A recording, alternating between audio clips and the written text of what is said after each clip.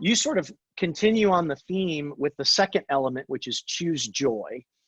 And I'm thankful that this element is supported by the data and by scripture, because it seems apparent. But the story that you tell is one of your childhood friends who overnight becomes a single parent. Yep. And I think this is what you wrote in the devotional. I want to make sure I get this right. Susie has told me that the single parent journey is as joy-filled as any other, because joy is a choice. And when we make that choice, we find peace in situations we never thought possible. Yeah. That's pretty good.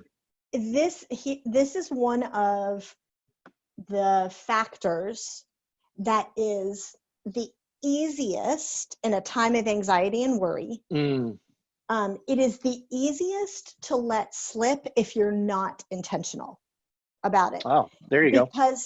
Because we don't recognize just how much joy is a choice.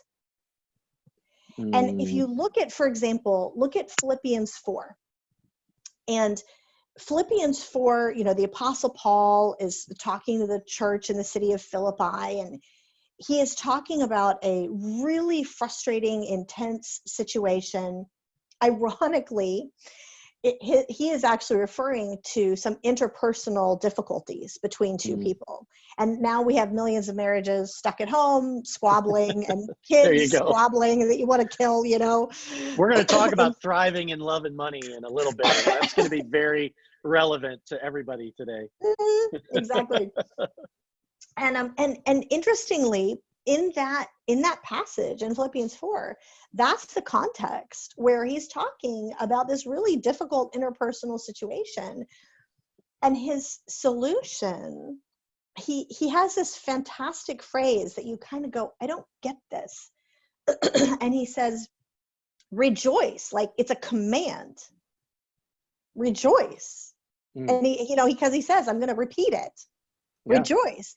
And when I first read that and realized the context, whenever I can't remember, I was reading a commentary or something that said, now remember, Paul, when he wrote this, was in prison, chained to a wall. And he was talking to a persecuted church where literally people would break down the doors and drag you out, or worse, drag your kid out. Oh gosh. Yeah. This was a difficult, nasty, hard situation for many people. And yet he's giving this command to rejoice. And it is so crucial for us to recognize that it is a choice. It is not a matter of this is dependent on my circumstances, or you could never say that. It is a choice.